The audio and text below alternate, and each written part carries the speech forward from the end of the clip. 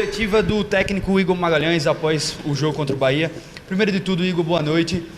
Analisa pra gente o que foi esse jogo, um jogo onde o CSA tomou 2 gols rapidamente, mas fez uma segunda etapa muito melhor. O que é que você viu desse jogo contra o time do Bahia? Primeiro nós começamos até o jogo igual, né? Com a possibilidade de chegar no campo do adversário. Estava tendo troca de duelo. E aí, mentalmente, a gente sentiu um pouco quando nós tomamos o primeiro gol, consequentemente, já logo tomamos o segundo, e aí nós sentimos um pouco o baque, né? Demoramos a recuperar a confiança, principalmente dentro do primeiro tempo, né? Então, no segundo tempo, a gente já veio com uma postura diferente, porque nós precisávamos passar confiança para eles, ajustar algumas coisas, principalmente em termos de agressividade, que eles... Uma equipe como essa que tecnicamente é muito boa, então que gosta da bola, se você não se tornar um pouco agressivo, eles vão ganhando conforto dentro do jogo. Foi isso que eles fizeram no primeiro tempo, com muito envolvimento entre linha, porque a gente até balançava, só que ficava estático. E aí quando os passes entravam, aí entra a qualidade do jogador deles no último terço. O primeiro gol fez toda a diferença, porque um chute...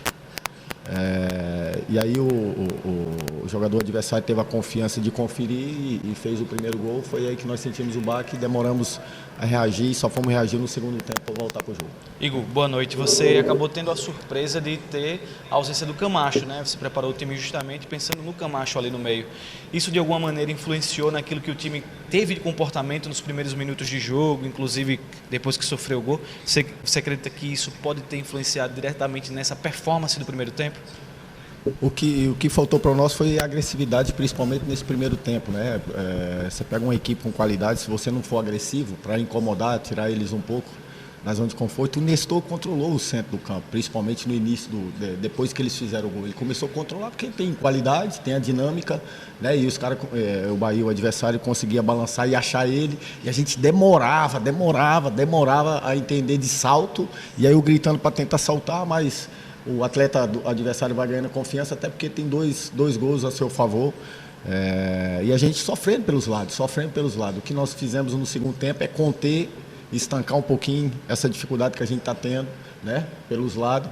E aí a gente começou a ficar mais agressivo. Os nossos atletas, principalmente, tanto do lado esquerdo com o Marcão, tanto do lado direito com o Betão, são um cara rápido. São atletas rápidos e gostam de ser agressivo e gostam de duelo. Então a gente já começou a tirar eles, empurrando eles para trás. Faltou um detalhinho para a gente poder empatar esse jogo, né? Mas o segundo tempo foi totalmente diferente do que o primeiro. O segundo tempo realmente foi o CSA acostumado a fazer. E o detalhe foi a gente não ser agressivo nesse primeiro momento aí, depois de ter tomado o gol, e a gente sentiu o baque do primeiro gol. Igor, pelo time do Bahia ter vindo 100% reserva, dificulta um pouco durante a semana a identificação de alguns pontos importantes, como brechas na defesa, posicionamento defensivo da equipe adversária, porque ele vinha jogando no seu time titular, Copa Nordeste, Campeonato Baiano, e entrou com o time 100% alternativo. Isso dá uma dificuldade na hora da pesquisa, do estudo do adversário? Acredito que não, porque entra a ideia do Rogério. Aí você entra nesses duelos, como é o adversário, você entra na questão de qualidade de jogo também. E aí, por exemplo, o primeiro gol, como foi o primeiro gol?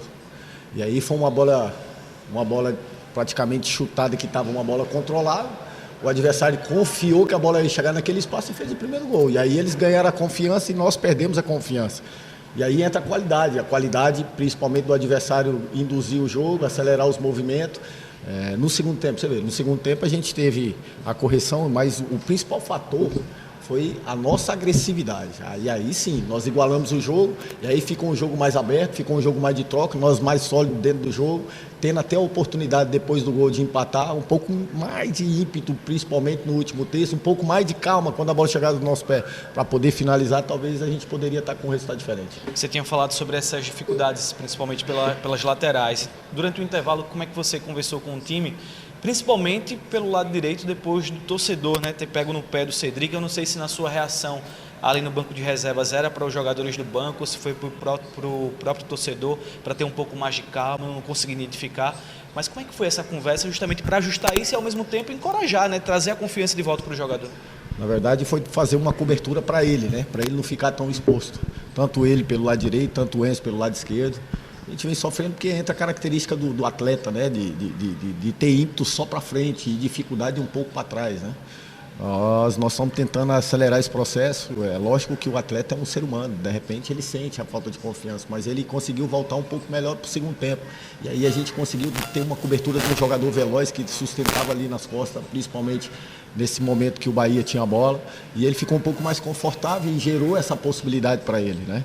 Então a gente conseguiu recuperar um pouco, mas essa questão da cobrança do torcedor é porque o Cedric é um atleta que já vem repetido, né? Então ele chegou dentro do clube, o torcedor falta essa paciência e ele vai conseguir com perseverança, com convicção naquilo que ele quer, para poder superar essas dificuldades. Nós todos profissionais, nós entendemos que o torcedor ele fica impaciente em algum momento.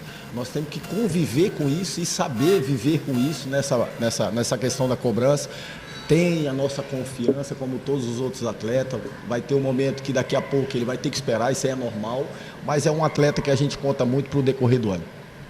Agora o foco volta a ser Copa Alagoas, mas também sempre lembrando que tem um jogo contra o América para encerrar essa fase de grupos, que é muito importante por conta que o posicionamento ajuda muito na hora do mata-mata. Como é que vai ser esse planejamento para o jogo contra o CSE e, obviamente, visando também ter os atletas inteiros contra a equipe do América para finalizar a fase de grupos da Copa do Nordeste? Na verdade, a gente precisa recebê-los amanhã para fazer uma programação, e a última rodada da Copa do Nordeste nós precisamos esperar também o Bahia, porque o Bahia tem 2 jogos a menos.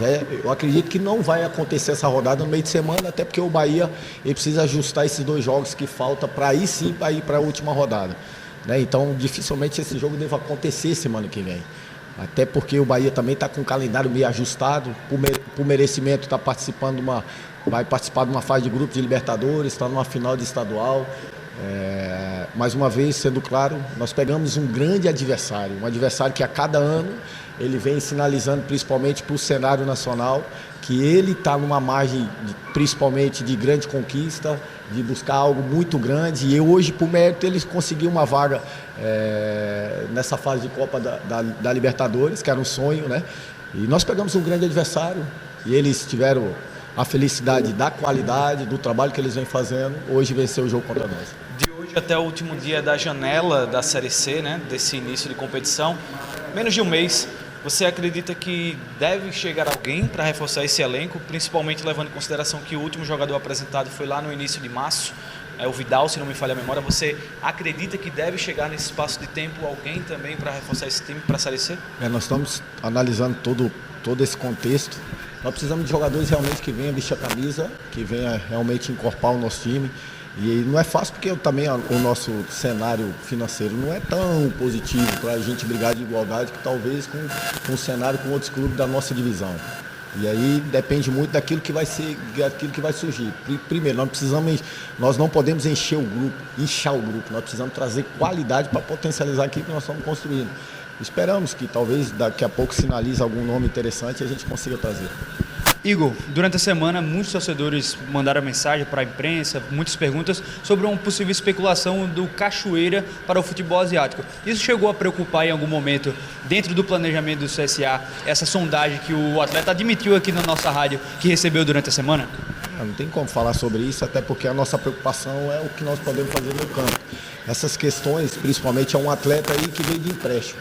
Se caso acontecer, nós não podemos ficar lamentando. É lógico que a gente quer contar com ele, isso é fato. Mas o atleta tem sinalizado uma grande performance desde o início. Isso nós corremos o risco, não só com ele, mas qualquer outro atleta. E se caso acontecer, nós temos que olhar para frente, seguir em frente e trazer daqui a pouco outra peça para a gente continuar a nossa caminhada.